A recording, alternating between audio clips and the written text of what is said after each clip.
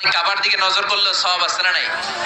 তিন জিনিসের দিকে নজর করা মাত্রই সওয়াব। আন-নাযার ইলা সালাসাতি আশিয়া ইবাদা।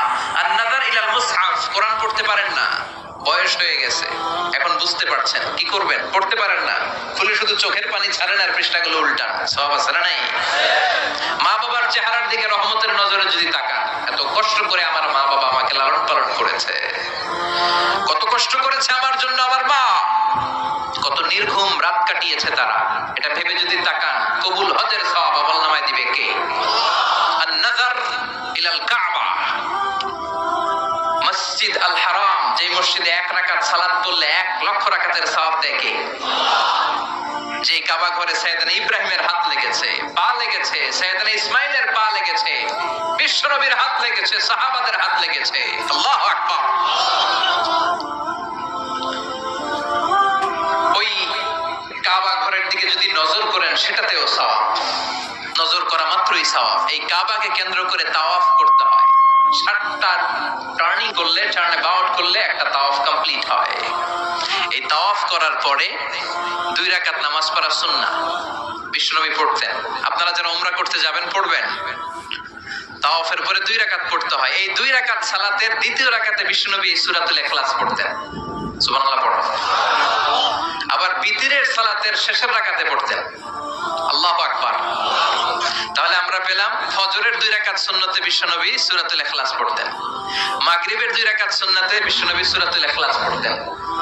তাওয়াফের পরে যে 2 রাকাত নামাজ পড়তে হয়, তার দ্বিতীয় রাকাতে সূরাতুল ইখলাস পড়তেন।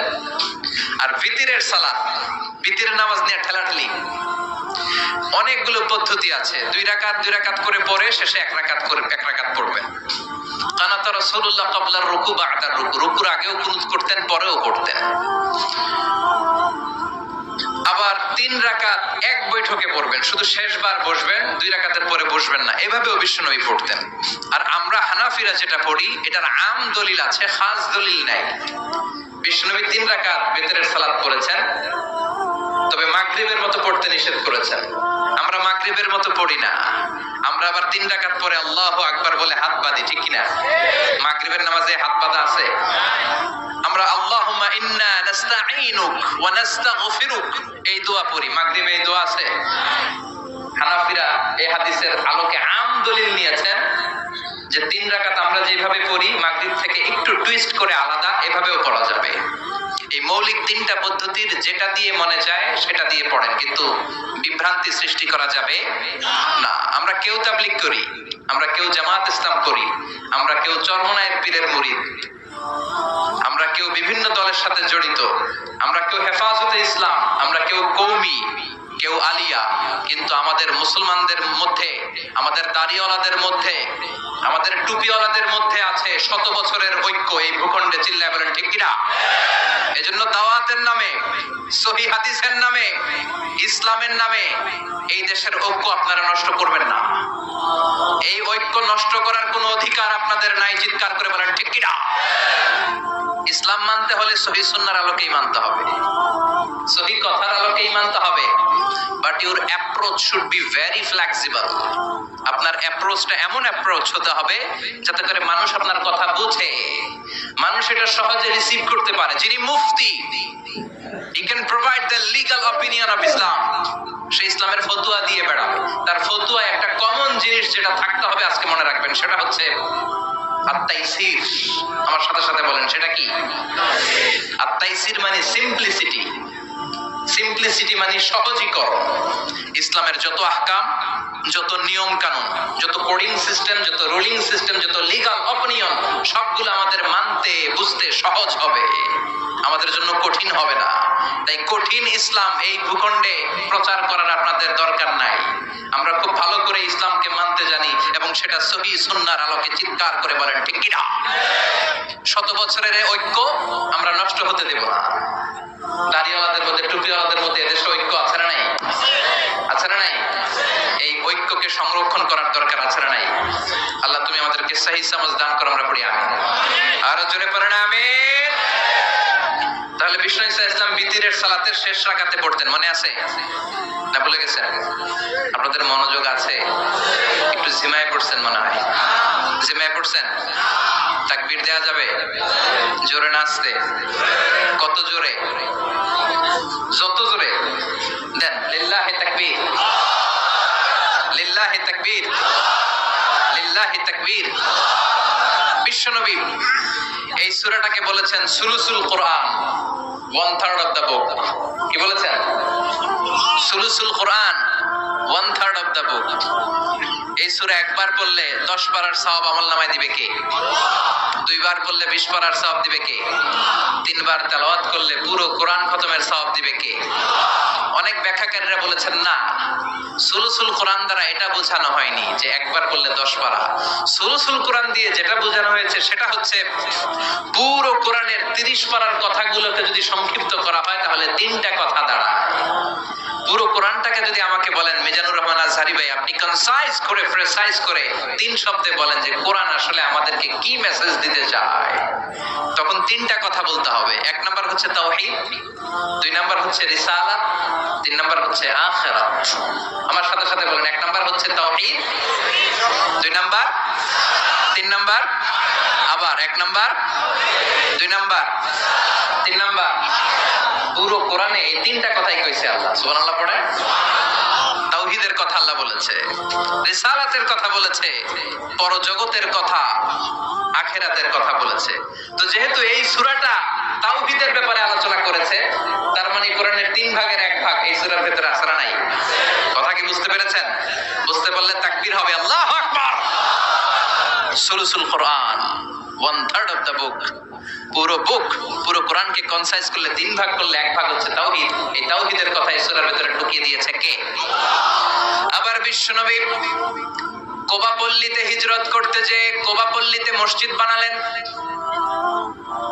কোবা পল্লী থেকে মদিনাতে যে মসজিদে নববী বানালেন, কিন্তু কোবা পল্লীর মসজিদের একজন ইমাম নির্ধারণ করে দেয়া দরকার। বিশ্বনবী ওই মসজিদের জন্য একজন ইমাম বানিয়ে দিলেন। বিশ্বনবীর নিয়োগ দেয়া ইমাম কোবা পল্লীতে ইমামতি করে। 3টা নামাজ জাহরি কেরাতে পড়তে হয়, মাগরিবের নামাজ, এশার নামাজ, ফজরের নামাজ। বাকি 2 নামাজে সিররি কেরাত, আওয়াজ নাই, ঠিক কি না? জোহরের আর আসরের সালাতের মধ্যে ইমাম কি আওয়াজ করে কেরাত পড়ে নাকি? শুধু পড়ে মাগরিবে, এশার সালাতে আর ফজরে, ঠিক কি না?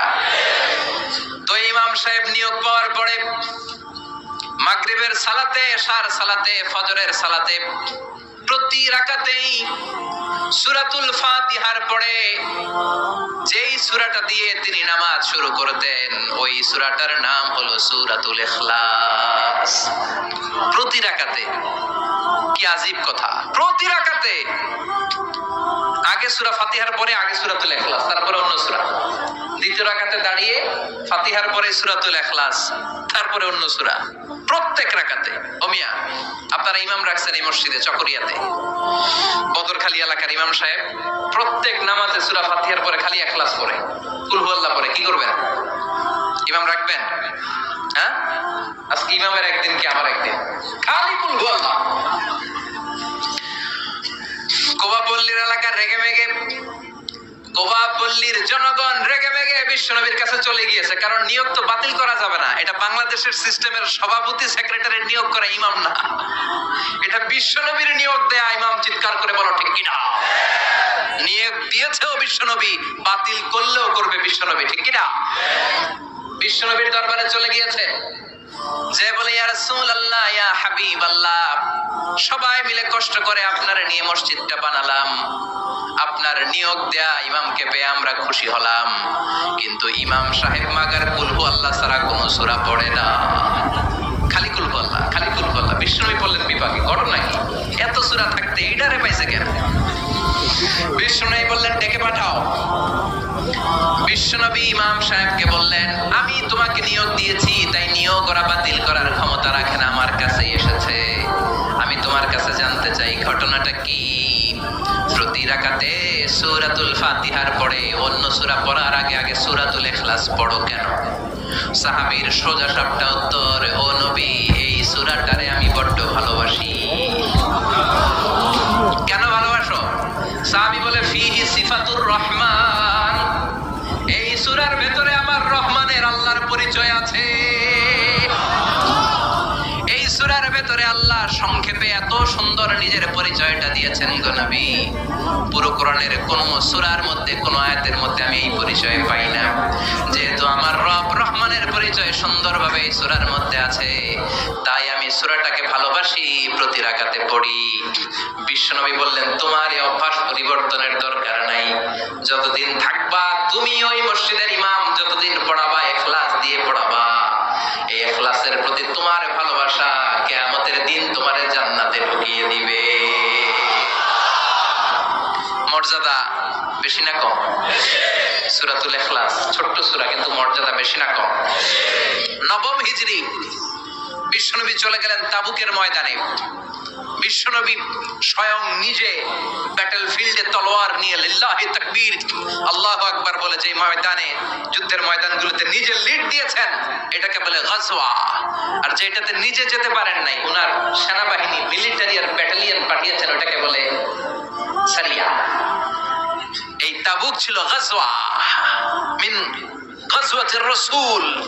তাবুকের ময়দানে গেলেন বিশ্বনবী, আসছে শুইনা তাবুকের ময়দান থেকে সব কাফেরের আন্ডা বাচ্চা দৌড়। সুবহানাল্লাহ কইবেন না? বিশ্বনবী বলতেন, নুসিরতু বির-রু'বি মাসিরাতা শাহর। আল্লাহ আমারে 5টা জিনিস দিয়েছে যেটা কোন নবীরে দেয় নাই। 5টা কইতে গেলে আজকের ওয়াজ শেষ, শুধু একটা একটু বলি। 1 নাম্বার হচ্ছে নুসিরতু বির-রু'বি মাসিরাতা শাহর। আমি যে এলাকায় থাকি, আমি যেখানে দাঁড়িয়ে থাকি, আমার ডানে বায়ে সামনে পেছনে 1 মাসের জায়গার রাস্তার মধ্যে যদি কোনো কাফেরের আন্ডা বাচ্চা থাকে, আমার ভয়ে তাদের কলিজা থপ থপ থপ থপ শুরু হয়ে যায়।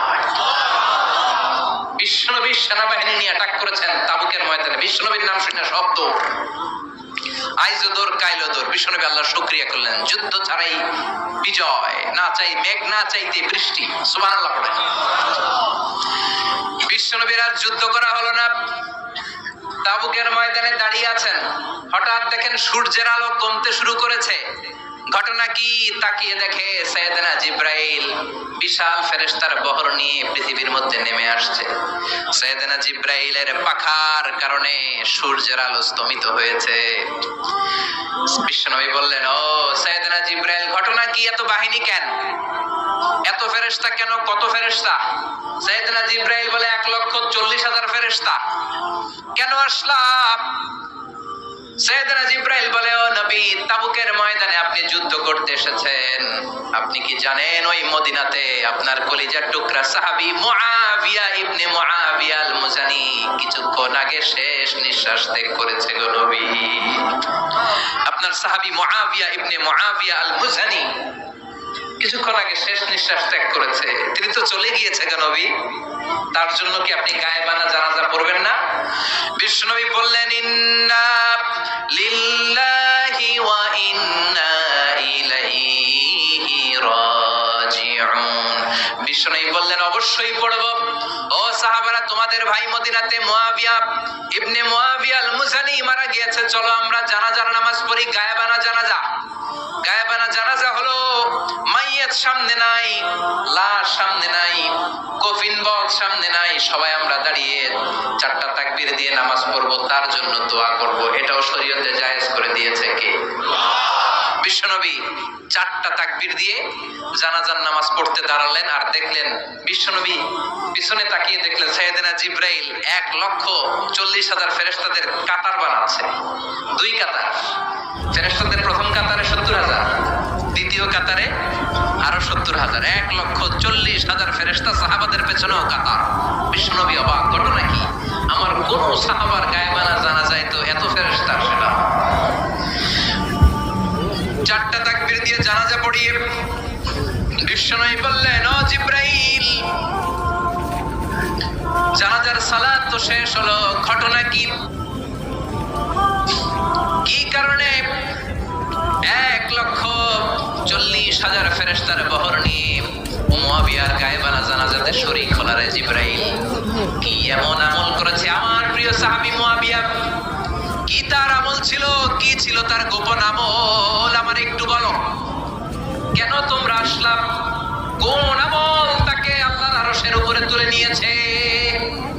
আল্লাহর আরশে তার খবর চলে গিয়েছে কোন আমলের কারণে। সাইয়েদনা জিবরাইল বলেন, নবী গো, আপনার এই প্রাণের সাহাবী মুআবিয়া ইবনে মুআবিয়া আল মুজানি হাঁটতে বসতে চলতে ফিরতে সব সময় পড়তো কুল হুয়াল্লাহু